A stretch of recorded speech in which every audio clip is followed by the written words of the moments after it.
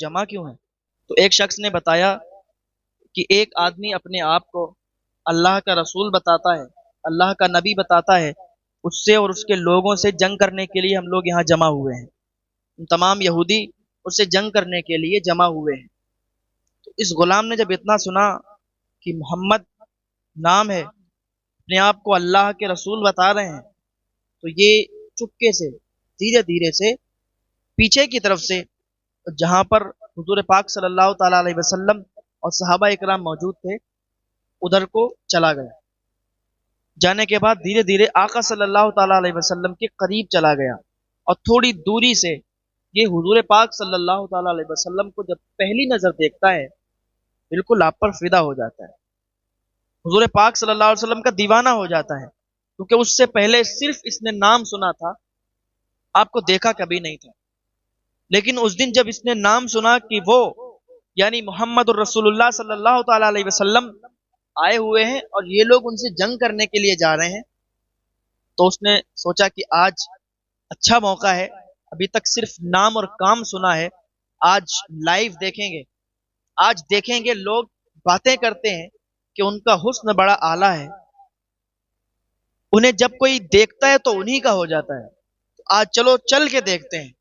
हुजूर पाक सल्लल्लाहु ताला अलैहि वसल्लम को दूर से टिकटिकी बांध के देखता रहा नहीं गया, तो धीरे धीरे हुजूर के पास पहुंचा। हुजूर के पास जाने के बाद कहता है, क्या आप ही अल्लाह के नबी हैं? क्या आप ही अपने आप को अल्लाह का रसूल बताते हैं? हुजूर पाक सल्लल्लाहु ताला अलैहि वसल्लम ने फरमाया, जी बिल्कुल, मैं अल्लाह का नबी हूँ और अल्लाह एक है, अल्लाह वादहु ला शरीक है, वही एक है और उसके सिवा कोई माबूद नहीं, कोई इबादत के लायक नहीं। तो ये शख्स कहता है कि मैं तो यहूदी हूँ और आप ये बताएं कि मैं आपके साथ कैसे आ सकता हूँ? मैं तो आपका दीवाना हो गया हूँ, मैं तो आप पर फिदा हो गया हूँ। मैंने सिर्फ अभी तक आपका नाम सुना था, आपको देखा नहीं था, लेकिन आज आपको देख लिया है, और जब आपको देख लिया है तो फिर आपसे जुदा होने को दिल नहीं कह रहा, आपके पास से हटने को दिल नहीं कर रहा। आप मुझे अपना बना लीजिए, अपना दीवाना कर लीजिए, अपना गुलाम बना लीजिए। ये शख्स बड़ा काला था, होंठ बड़े मोटे मोटे थे, पहले तो बड़ा बदसूरत था, लेकिन जब हुजूर के दामने करम में पहुंचा, जब हुजूर के पास पहुंचा, तो हुजूर ने फरमाया, अगर तुम ये चाहते हो कि मैं तुम्हें अपना बना लूं, तो तुम्हें कलमा पढ़ना होगा। जब कलमा पढ़ लोगे तो हम लोगों के साथ हो जाओगे और फिर तुम्हें हम कभी भी अपने से जुदा नहीं करेंगे। इसने कलमा पढ़ा और इस्लाम में दाखिल हो गया, इस्लाम में दाखिल हुआ। इधर हुजूर का आशिक तो था, हुजूर को देखा तो हुजूर का दीप, और हुजूर का चेहरा भी ऐसा था, सुभान अल्लाह, कि जो भी आपको देखता था आपका दीवाना हो जाता था, जो भी आपको देखता था आप पर जान निछावर करने को दिल करता था। हुस्न यूसुफ पे कटी मिस्र में अंगुश्ते जना, सर कटाते हैं तेरे नाम पे मर्दाने अरब। उधर हजरत यूसुफ का हुस्न था, हजरत यूसुफ अलैहिस्सलाम का हुस्न था, और उनके हुस्न की यह ताब थी कि मिस्र की औरतें जब आपको देखती थी तो अपनी उंगलियों पर छुरी चला लेती थी, अपनी उंगलियों को काट लेती थी। हुस्न यूसुफ पे कटी मिस्र में अंगुश्ते जना, उधर औरतें थीं और इधर मर्द सर कटाते हैं तेरे नाम पे। उधर तो हजरत यूसुफ अलैहिस्सलाम को देखकर उंगलियां कटती थीं, और इधर तो हुजूर के सिर्फ नाम पर वो भी अरब के मर्द अपने सरों को कटाया करते थे। सुभान अल्लाह, ये हुजूर की जात, हुजूर की शान है। सबसे आला बोवाला हमारा नबी, सबसे बाला बोवाला हमारा नबी, सारे अच्छों में अच्छा समझिए जिसे, है उस अच्छे से अच्छा हमारा नबी। सब चमक वाले उजलों में चमका किए, अंधे शीशों में चमका हमारा नबी। क्या खबर कितने तारे खिले छुप गए, पर न डूबे न डूबा हमारा नबी। और कौन देता है देने को मुंह चाहिए, कौन देता है देने को मुंह चाहिए, हमारा देने वाला है सच्चा हमारा नबी, देने वाला है सच्चा हमारा नबी। और आला हज़रत फरमाते हैं, गमजदों को रजा मुझदा दीजिए कि है, बेकसों का सहारा हमारा नबी। जो भी आपके पास जाता था वो आपका हो जाता था, और हुजूर कभी नहीं कहते कि जाओ तुम यहां से भाग जाओ। जो भी आता था आपकी बात जब सुनता था तो वो आपका होके रह जाता था, और आपके पास जो भी आता था अपनी फरियाद लेके आप उसकी मदद करते थे, उसकी बात को सुनते थे। ऐसा नहीं कि کچھ لوگ آج جب شہرت یافتہ ہو جاتے ہیں، شہرت مل جاتی ہے، لوگ انہیں چاہنے لگتے ہیں، تو پھر وہ ان لوگوں سے ملنا بھی پسند نہیں کرتے، ان لوگوں سے بات کرنا بھی پسند نہیں کرتے۔ لیکن اللہ اکبر، یہ میرے حضور کی ذات ہے کہ کوئی بھی آپ کے پاس آتا، یا امیر ہوتا یا غریب ہوتا، مسکین ہوتا، کوئی بھی ہوتا، حضور سب سے محبت کے ساتھ بات کیا کرتے تھے، حضور سب سے بات کیا کرتے تھے، اور سمجھانے کا طریقہ تو بالکل الگ ہی تھا۔ کسی کو بھی کوئی تکلیف نہیں ہوا کرتی تھی، ایسے سمجھا دیتے تھے کہ اس کو سمجھ میں ایک ایک لفظ آیا کرتا تھا۔ حضور پاک صلی اللہ تعالی علیہ وسلم کے پاس کچھ لوگ بیٹھے ہوئے تھے، تو ایک شخص آ کے کہتا ہے، یا رسول اللہ صلی اللہ علیہ وسلم، میں آپ کی ہر بات مانوں گا، آپ کی ہر بات ماننے کے لیے تیار ہوں، لیکن یا رسول اللہ میں زنا کرتا ہوں، میں زنا نہیں چھوڑ سکتا، میں زنا نہیں چھوڑ سکتا، مجھ سے زنا نہیں چھوٹے گا۔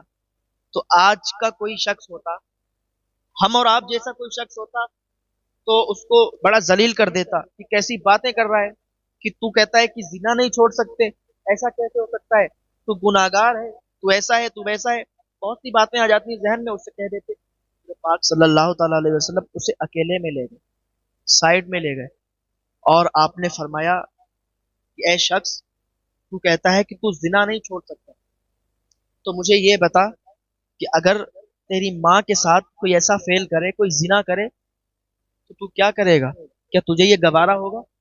کیا تجھے یہ برداشت ہوگا؟ اس نے کہا یا رسول اللہ نہیں۔ کہا تیری بہن کے ساتھ کوئی کرے، تیری بیٹی کے ساتھ کوئی کرے، کیا تجھے یہ گوارا ہوگا؟ کہا یا رسول اللہ نہیں، میں توبہ کرتا ہوں کہ میں آج کے بعد کبھی بھی زنا نہیں کروں گا۔ سبحان اللہ، یہ سمجھانے کا طریقہ،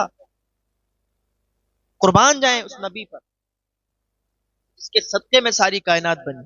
تبھی تو اللہ تعالیٰ فرماتے بے کسوں کا سہارا ہمارا نبی، غم زدوں کو رضا مزدہ دیجے کہ گئے، بے کسوں کا سہارا ہمارا نبی۔ کوئی بھی آپ کے پاس آتا، آپ اس کا سہارا بنتے، کوئی بھی آپ سے مدد مانگتا، آپ اس کا سہارا بنتے۔ تو میں عرض کیا کر رہا تھا کہ وہ یہودی کا غلام، وہ حضور پاک صلی اللہ تعالی علیہ وسلم کے نام پر قربان ہونے کے لیے تیار ہو گیا، حضور پاک کا کلمہ پڑھ لیا اور اسلام میں داخل ہو گیا۔ اب اس نے اجازت چاہیے کہ یا رسول اللہ صلی اللہ علیہ وسلم، میں اب جنگ لڑوں گا، جنگ کروں گا آپ کی طرف سے، اور میں چاہتا ہوں کہ میں جنگ میں شہید ہو جاؤں۔ حضور پاک صلی اللہ علیہ وسلم نے اس کو اجازت دے دی کہ جاؤ۔ اس نے تلوار لی اور جنگ میں اتر گیا۔ جنگ میں جانے کے بعد کافی دیر تک لڑتا رہا اور پھر شہید ہو گیا۔ جب شہید ہوا تو حضور پاک صلی اللہ تعالی علیہ وسلم اس کو دیکھنے کے لیے آئے اور پھر واپس ہو گئے۔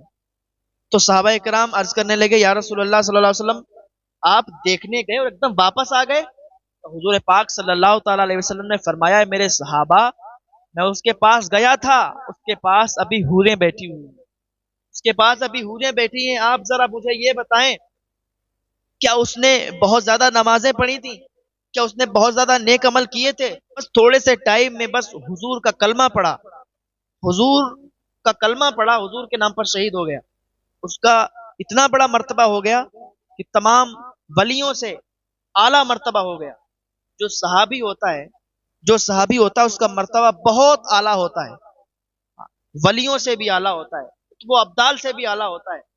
اس نے حضور کے نام کا کلمہ پڑھا اور حضور کے نام پر اپنی جان کو قربان کر دیا، حضور کے نام پر شہید ہو گیا۔ تو حضور پاک صلی اللہ تعالی علیہ وسلم نے اس کے لیے جنت کی ضمانت دی، یہ جنتی ہے۔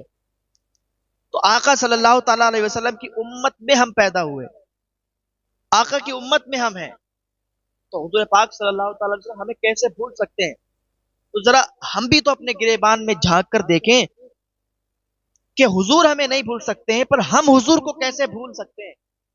ہم حضور کو کیسے بھول سکتے ہیں؟ لیکن آج کا یہ ماحول ہے، آج کا معاشرہ ہے کہ ہم نے حضور کو بھلا دیا ہے، ہم نے حضور کو بھلا دیا ہے، ہم نے اپنے دل سے، اپنی دکانوں سے، اپنے مکانوں سے، اپنے گھروں سے حضور کو نکال دیا ہے۔